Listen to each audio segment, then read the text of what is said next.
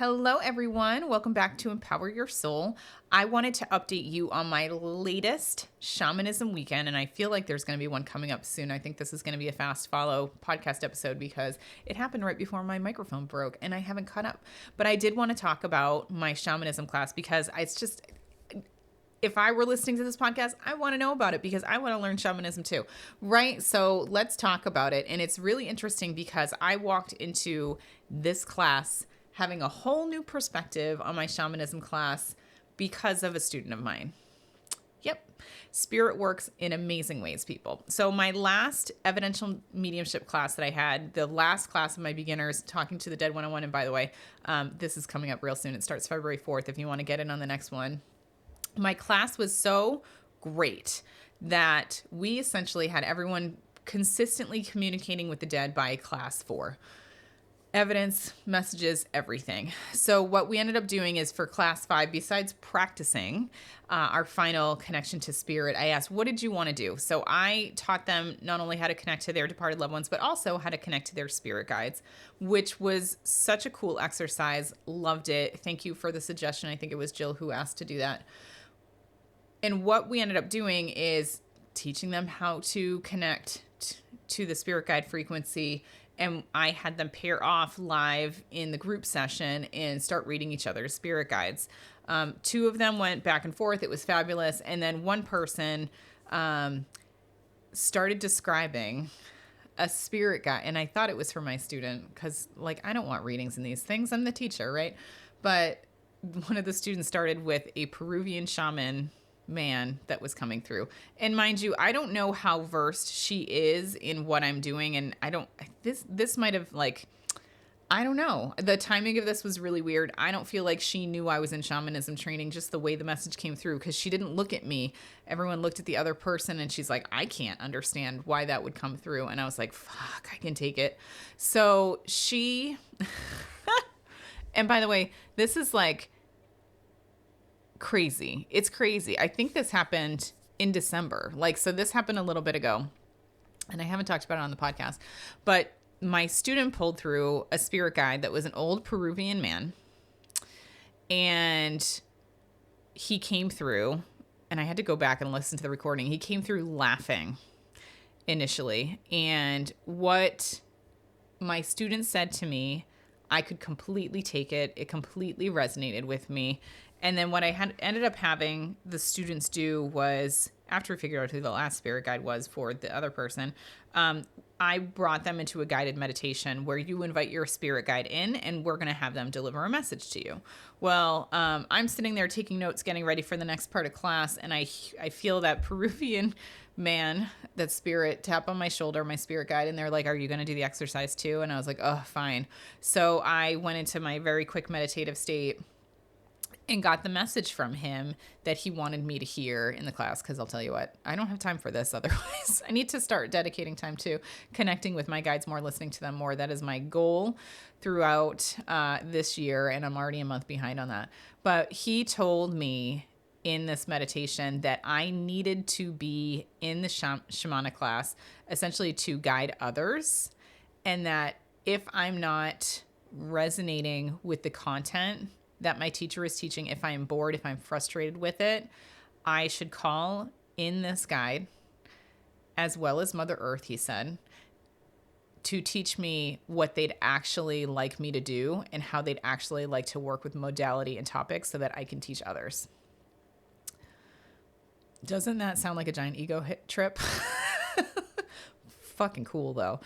And I was like, okay, that's interesting. And then I was like, okay, so if you're this Peruvian teacher, when were you here? When did you walk the earth? And what he showed me, I mean, this is how you know you can't make this stuff up. He showed me that he was formed out of the evaporated energy of the sacred land in South America. And he essentially took that evaporated energy, turned into a spiritual body. So he essentially is telling me that he wasn't from one specific time. He was from all the time. I don't know how to say this. He was from energy of the tribes and generations that have lived the sacred land, and he has so much to teach me, and he's so excited to work with me. So yeah, that happened. I have a evaporated energy guide that presents himself as a Peruvian shaman. And I have to tell you, that really reset my entire perspective on this. And coincidentally, several weeks later, I'm in this practice mediumship group with an advanced students that were my peers in a class. And the last one, we did spirit art. See, I wouldn't have included this if I recorded this earlier. We did spirit art, and the person that my partner pulled through was a Native American rattle. It was a really weird, she drew it.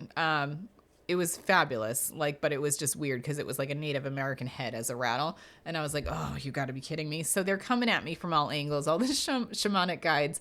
But it really helped reset my entire perspective on this. And then it really just brought me back to my why, because I'm not here to learn a specific modality. I'm here to learn about the magic of Mother Earth and how to use my spiritual gifts to, I don't know, have it as a more grounded experience, elemental, bring it way more down, because I tend to be up in the ether. I tend to be in the Akashic records quite a bit. I tend to be higher with the departed loved ones, and I need to bring it lower. I mean, I need to balance the high with the low, because as so above, so below.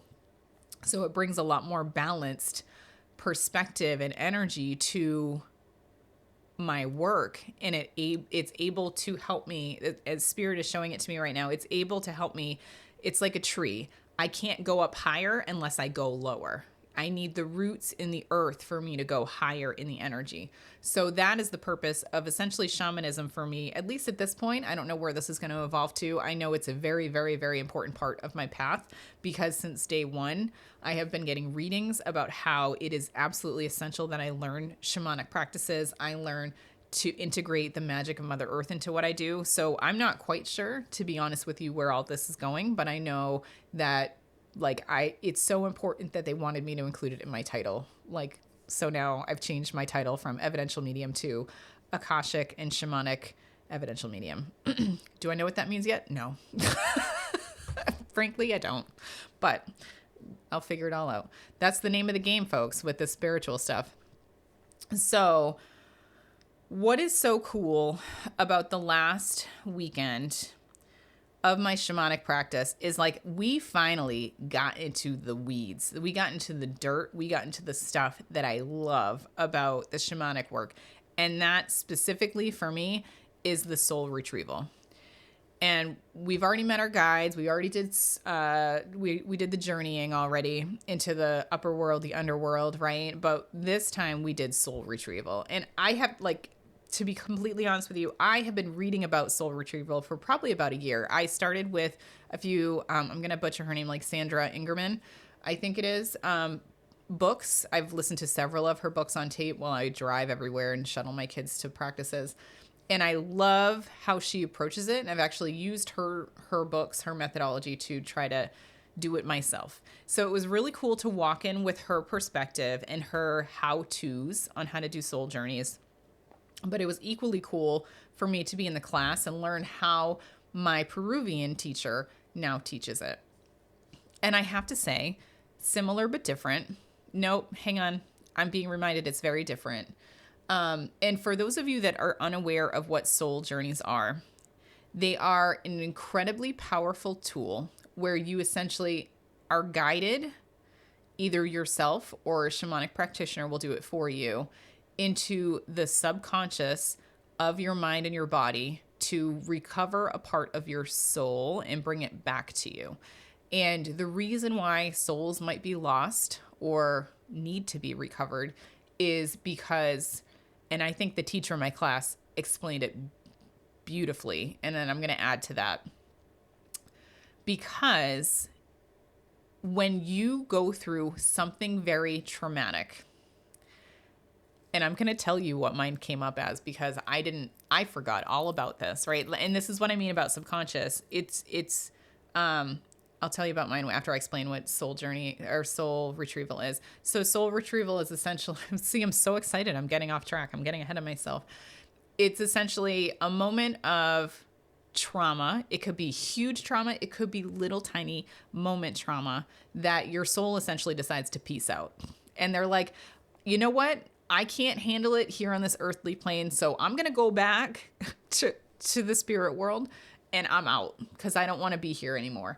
And that's really interesting for me because it backs up, it makes sense with what I've read in, don't mind me turning around. I think it's The Journey of Souls by, I can't remember his first name, but I see Newton on the book behind me, where essentially as souls, we don't fully come here, right? Like if we have a soul and it's 100% of our soul, maybe only 30% of our soul comes here. Maybe it's 50%, maybe it's 70%. But like as part of our whole soul, only parts of us come here, which is why when you die, if you reincarnate, I can still connect with you and your loved ones in evidential mediumship readings because it doesn't matter. Because part of you is still in the spirit world. So that's what I mean. So when I'm explaining that your soul pieces out, a party, like 10% of you is like, fuck this. I didn't come here and sign up for this. I'm out. I'm going to go back to the spirit world. So, do I think that actually happens? Probably not. But I think that was a really appropriate way to explain why your soul would be lost, why your soul essentially decided to have this safety mechanism to shut that part of your consciousness off to help you navigate and be more present and able to continue on your journey. So that's the subconscious stuff, right?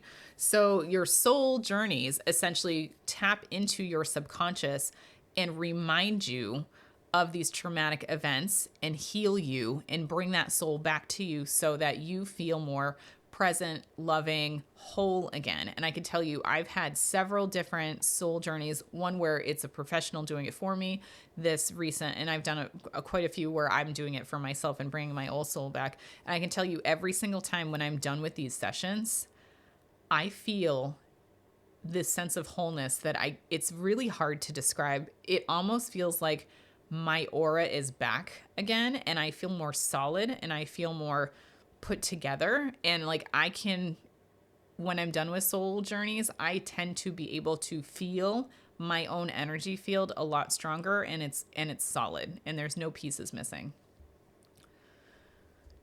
You may experience it a little differently, but that's just how I feel after these sessions. So it was just really neat to see the difference between the two and how my teacher, the Peruvian background versus it's some sort of Native American background that Sandra Ingerman does, and how those are different. Either way, super powerful. And it was really interesting because I didn't agree necessarily with the way my teacher did it. I thought it was interesting how he did it. I didn't necessarily like it. So the way, I can talk about it. They're telling me it's okay. I'm not going to get into like the how, but essentially you go into this guided meditation and then you end up in a cave and you end up in 3 rooms of a cave. The first cave tells you what the incident is. The second cave, you learn about your soul contract, about like what happened. What did you learn? What was the lesson that your subconscious walked away with? He calls it a soul contract. I don't like that. I'm going to say it's like an ingrained behavior or it's an imprint, an energetic imprint that is left with you. I feel like that's a much more appropriate term. And then you go into the last cave door. Is that a thing? And you meet your soul and you essentially see what the potential is without that. And I was like, that's really interesting. So number 1, I didn't agree with the words he was chewing. Number 2, it was just, so I'm going to walk you through what my experience was because, and I totally forgot this happened, right? So my soul journey experience with my partner, and it was really fast. Like it was like 3 minutes long. I'm not kidding because he doesn't give enough time for the exercises, but that's a whole other topic. Was that in 4th grade, the first time I ever went to Disney World. Well, probably the only time as a kid. We also went to Clearwater Beach, Florida. Spoiler alert. Now I know so many people that live there. I love it. Hey, Floridians, if you're there.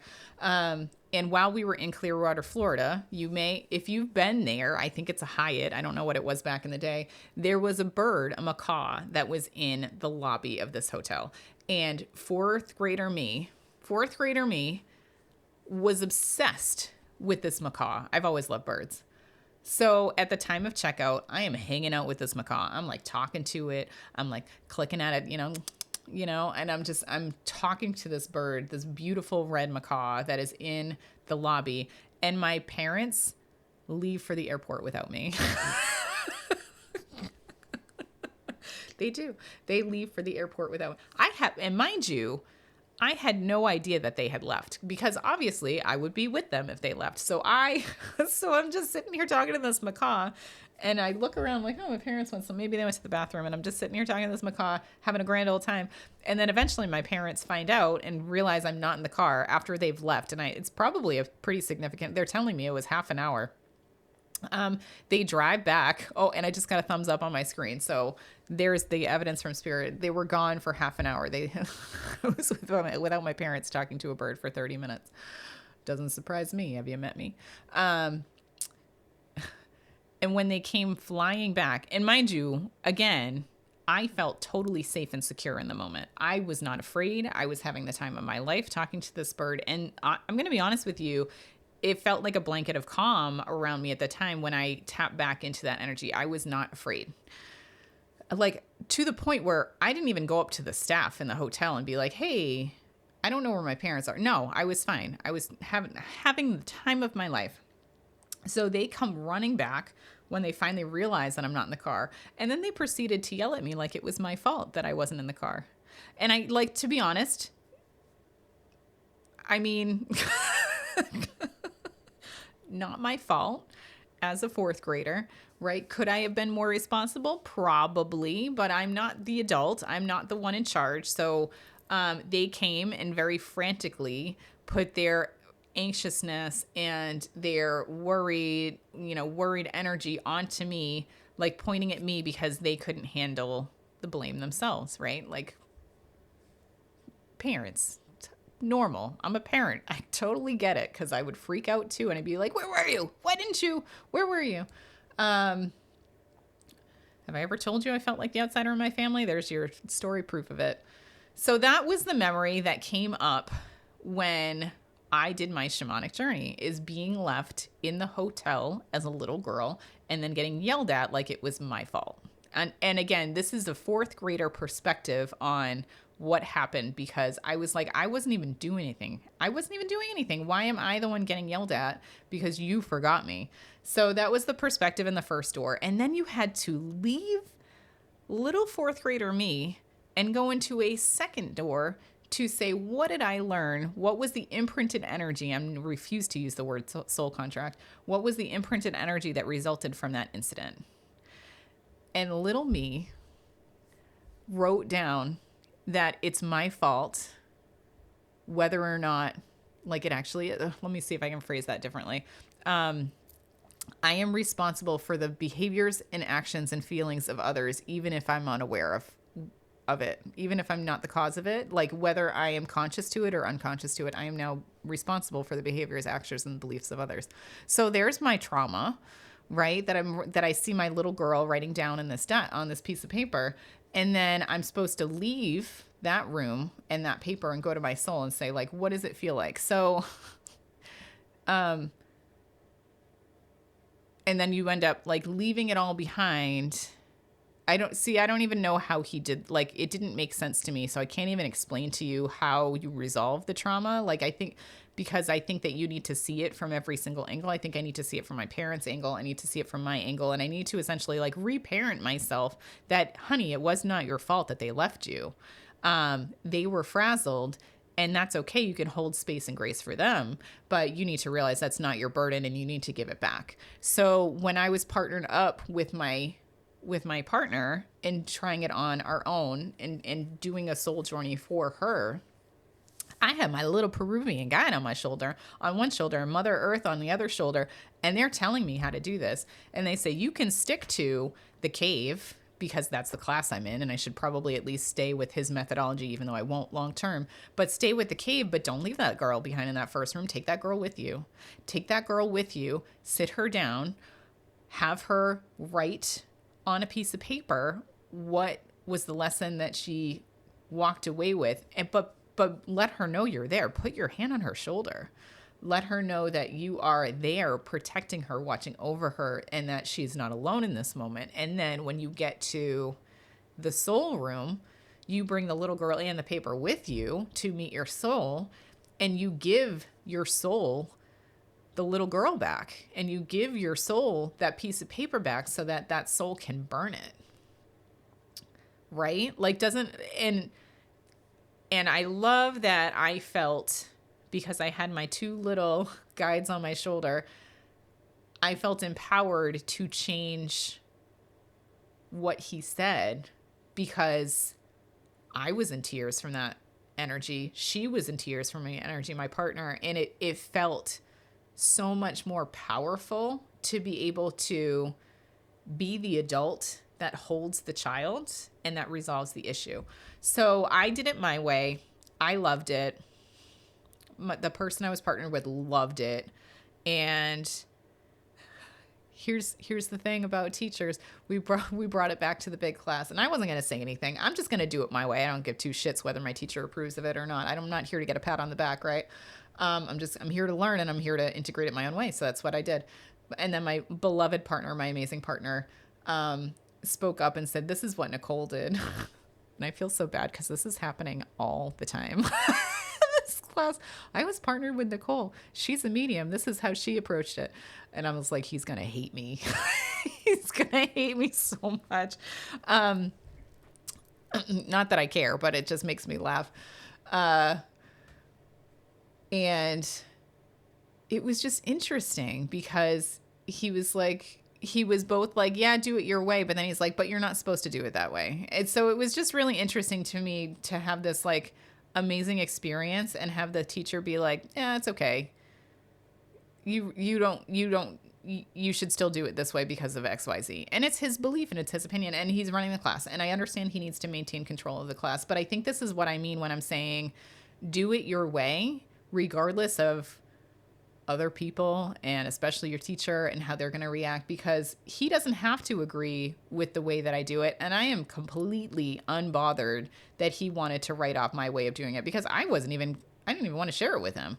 I'm just going to keep that for myself and continue to do this work in the way that I think is the best way to do it. So it was just really interesting to hear a teacher's perspective and be the student in those shoes, because I'm always telling my students, I want you to do it your way. I want you to disagree with me. I want you to find your way with it. And I celebrate my students when they do it their way, when they find their own way. Like, I have students that prefer to do the Tyler Henry thing and draw all over while they connect with mediumship. Fantastic. They want to keep their eyes closed. Cool. That's great. Know that at a certain point, you're going to want to keep your eyes open with clients so that you're not running for 10 minutes, right? Like, so there's pluses and minuses, but do it your way. Celebrate that. And to be the one that was like on the receiving end of a coach that was like, no, you're supposed to do it this way. Is that what you all go through? Like in your classes? Is that what you, and this is why I shied away from teachers for so long, is because they don't empower their students. And because I just naturally, it's in my blood, it's in my DNA that I will take information from you and I will turn it into something better. That's literally what I did in corporate America for 20 plus years. Like, okay, great. Tell me how to do it. I'm going to do it my way. I'm going to make it better. I'm going to make it more efficient. I'm going to make it more effective. And I'm going to take that, and that's what I'm going to move forward with. And we have teachers out there that want to gatekeep and say, you can't do it that way. Why not? Do you think that this is reality? Do you think that there's only one way to do all these things? Because diversity is the spice of life. And we are being called as light workers to change the model, to change the way we do it. And at this point, I have to bring up that not only am I learning shamanism from this class, but now I'm continuing to read more books. And I'm going to hold up 2 books on the camera. I'll describe them. So the first one I read is, or I'm in the middle of it. It's really dry. It's good information, but it's really dry. It's hard to read. I fall asleep every time I try to pick this thing up. But it's called The Shamanic Experience by Kenneth Meadows. And I bought this book because I had a dream about this book. I had a dream that my guides told me I needed to learn about shamanism, and they showed me a blue book. and they're telling me this was the book in my dream. And I was in a store. I was like going through the bookshelves, and there was a blue book on shamanism. So I literally went online the next day and I searched Amazon for a blue shamanic book. And this is the only one that was there. So this is the one. And I really like this book because it talks about the different variations of shamanism. This is not a specific like type of shamanic practice or learnings. They talk about all of the shamanism. They talk about all of them and how they all use these different tools and these different rattles and these different drums, and what's the difference between all the different shaman. And that's what I want. I don't want to know one specific way. I want to know all the ways, and I want to be able to take the best of the best and what resonates for me and run with it. So that was the perfect book for my guides. Hopefully I can not fall asleep through the rest of it. And then I also picked up, and this is a book that keeps coming up as an ad on Instagram, which cracks me up because I already have it. The Cauldron and the Drum. So it's the journey into Celtic shamanism, and it's by Rhonda McCrimmon. And first page of this book, it was incredible. I'm going to paraphrase it because I don't know where it is. It's definitely bookmarked somewhere in here. You know what? I think I did a bottom bookmark. I dog ear everything, and then I do bottom dog ears, so the really important stuff. But essentially, what this book started out as is the Celtic shamanism way was lost because they stamped out, I'm going to say like the shamanic, the pagan practices, etc., when the Catholics came in and the Protestants came in, right? Like all of that was stamped out. So essentially the Celtic shamanic journey is rediscovering and learning about these roots, but not having direct descendants or teachers able to teach a lot of this stuff. And she goes on in the book to say, but that's the practice of shamanism. It's not about doing it the right way. It's about learning how it works for you and continuously evolving it so that you can implement it in a way that works for you. And I love that. And I think that's exactly my perspective is, and there's this dichotomy in me that says, I don't want to culturally appropriate, right? And which is why I went with an Incan, Iquiero shamanic practice, because they want everyone to experience it. But versus more Native American shamanic practices that are closed and that they don't. So it's this really interesting dichotomy for me about should I, shouldn't I? Am I culturally appropriating by learning the magic of Mother Earth and trying to learn some of these tools? And I don't think it is. And I'm going to say it this way because I think that Mother Earth wants us to work with her. I think that we need to evolve our practices. And I think it would be a cultural appropriation to do it in the way that they wanted us to do it, in the way that they did it, to try to copy and replicate. Then I think that's not okay. But if we're going to take their teachings and we're going to make it our own, and we're going to do things in a way that resonate for us in this modern time and helping people, and if the outcome is helping people, then I don't think that we could ever steer off course from the shamanic practices. So what that looks like for me is I will probably continue to incorporate all types of shamanic practices into mine. And I think it's going to get to this melting pot, because we're here in America, melting pot of shamanic practices for me that is going to incorporate the Quiero lineage, the Native American lineage, the Celtic lineage, the pagan lineage, the Druid lineage, because why not? Why not take the best of the best and swirl them all together and make something new? And I think that is going to be my motto with all of my spiritual work. Let's find the best of the best. Let's bring it together and let's make it something new and something that is more impactful than ever, because Lord knows we need the most impactful healing and perspective and communications that we can get right now. And by the way, shamanism, Spirit is reminding me, is essentially the process or how Native people, Indigenous people connected to spirit. Bottom line, that's how they connected to spirit. So there's nothing wrong with exploring these things in a way that you feel comfortable exploring them. So that's my MO for today. That is my message for today. So I hope you liked this. I'm going to stop saying that. I'm going to set that intention right now. So I hope, I don't know. So that is my shamanic episode today. You would not still be listening if you weren't interested in this. So thank you for being here. If you have any questions about the shamanic work, my next weekend's coming up. I'll probably do another podcast episode about that. I will absolutely share what's coming next as we move into, I think we are out of the body. It's a trimester. So it's 3 classes or three months of like physical work, and then it's 3 months of mental, and then I think it's 3 months of spiritual. So I'm not sure what's coming up next, but I will keep you posted. All right. Thank you so much, everybody. I hope you have a wonderful day. Take care.